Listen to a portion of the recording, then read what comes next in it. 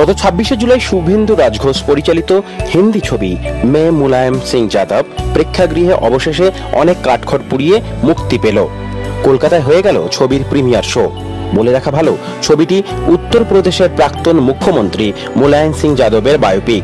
যদিও প্রযোজক মীরা শেঠি মণ্ডল এটিকে অনুপ্রেরণামূলক সিনেমা বলতে বিশ্বাসী।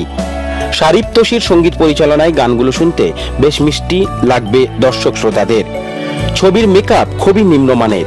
প্রধান চরিত্রে নাম ভূমিকায় অভিনয় করেছেন অমিত শেঠি। চরিত্রটি ফুটিয়ে তোলার চেষ্টা করেছেন মাত্র তিনি, কিন্তু প্রত্যেকটি শটে তার মুখের মেকআপ খুব একটা সৃজনশীল ছিল না। যে সময় মুলায়ম সিং এর তরুণ থেকে বড় হয়ে নেতা হয়ে ওঠার চিত্রনাট্য তৈরি হয়েছে, সেই সময় ডিজিটাল প্রিন্ট ছিল না, কিংবা রিফিলের পেনও ছিল না। তাহলে সাংবাদিকদের গলায় ডিজিটাল প্রিন্টের প্রেস কার্ড লেখা কিংবা হাতে বর্তমান সময়ের পেন কি করে আসলো, সেদিকে মনে হয় পরিচালক শুভেন্দু রাজঘোষ নজর দিতে ভুলে গেছেন। রণজয় বিষ্ণু স্বল্প পরিসরে অভিনয় যথাযথ। মুকেশ তিওয়ারি, জারিনা ওয়াব, গোবিন্দ নামদেব এরা চিরাচরিতভাবে অন্যান্য সিনেমায় যেভাবে অভিনয় করে ঠিক তেমনই অভিনয় করেছে মাত্র।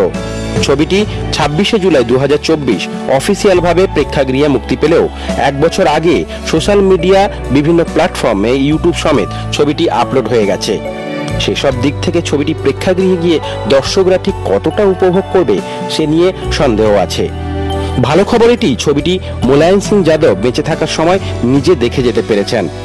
এখন মে মুলায়ম সিং যাদব কতটা দর্শকদের মনে গেঁথে রাখবে সেটাই দেখার অপেক্ষা মাত্র। এর মধ্যে আমি প্রথমেই বলেছিলাম দর্শকদেরকে, আমি এর মধ্যে মুলায়ম সিং কোনো কপি করিনি। ওনার বডি ল্যাঙ্গুয়েজ, ওনার কথা বলার স্টাইলটাই কপি করিনি। ওনার জীবনী যেটা হচ্ছে একটা কৃষির ছেলে, গরিবের ছেলে, তারপরে হচ্ছে ওনার জার্নি। প্রথমবার ওই জন্য সিএম হন, উত্তরপ্রদেশ প্রজেক্ট করা হয়েছে। মেনলি আমাকে চ্যালেঞ্জ হয়েছিল সেটা হচ্ছে কুস্তি, অনেক ইন্টারেস্টটা ছিল। তার জন্য আমাকে এখানে 3 মাস 4 মাস ধরে আমাকে রোদা যেমন হারিয়ানা কুস্তি ট্রেনিং নিতে হয়েছিল। তার জন্য চোট খেয়েছিলাম, রিক্সও হয়ে গেছে আমার। আর ওটাই মেন চ্যালেঞ্জ ছিল। বাকি তো এখানে এখানে যারা কাজ করেছেন, সিআরি সিন্ধে আছেন, মুকেশ তিওয়ারি আছেন, জারিনা ম্যাম আছেন, ওদের সঙ্গে কাজ করে যে ক্রিমটা পেলাম ওই সিনেমার মধ্যে, ওনার থেকে অনেক কিছু শিখতে পেয়েছি। তো আমার জন্য ভালো অভিজ্ঞতা। মুলায়ম সিং এর নিয়ে যে ছবিটা তৈরি হয়েছে, ওনাদের ফ্যামিলির সাথে বা কেউ কি দেখেছে বা ওনাদের ফ্যামিলির কোনো মেসেজ? মুলায়ম সিং আপনার রইলেন না, উনি মারা গেছেন, কিন্তু সিনেমাটা মুলায়ম সিং নিজেই দেখেছেন।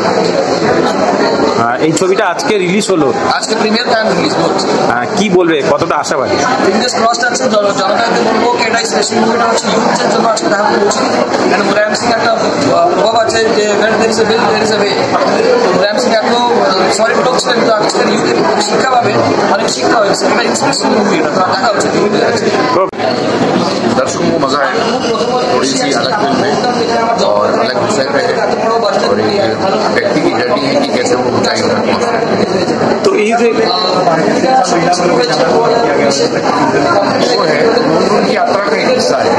शिक्षा बहुत महत्वपूर्ण है ग्रामीण महिलाओं और उसमें भी मुलायम जी का idea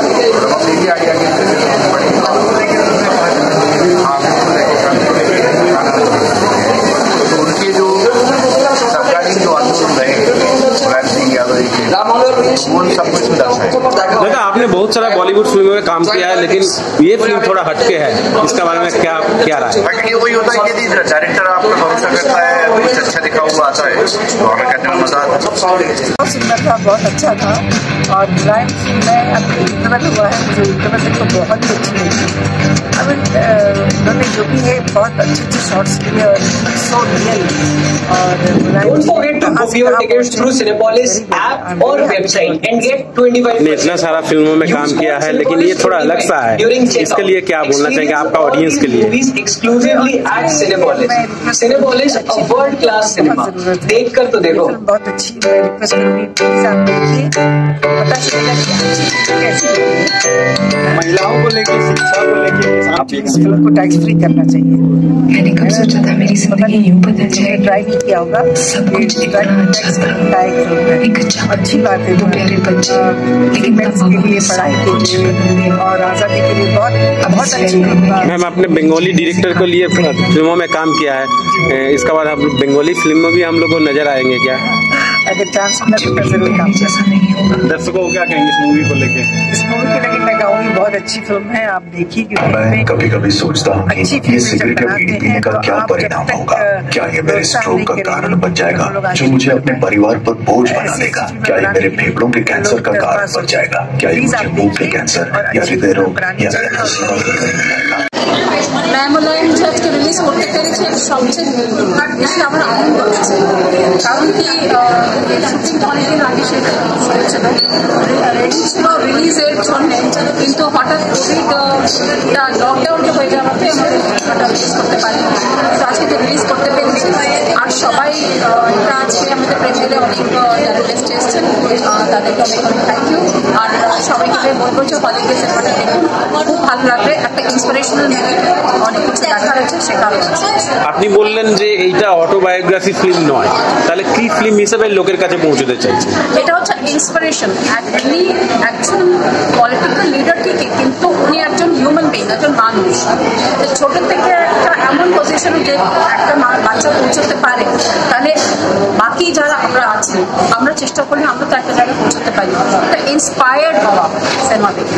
MS film and production থেকে এটা প্রথম হিন্দি ছবি আপনাদের নাই আগে? না, MS ফিল্মস থেকে আগে chase no mercy to crime, আর একটা রেডি হয়ে গেছে সেন্সার হচ্ছে ওয়ার্ল্ড ইজ মাইন, মোলায়েম একটা দুটো বাংলা অলরেডি সিনেমা রেডি করেছি।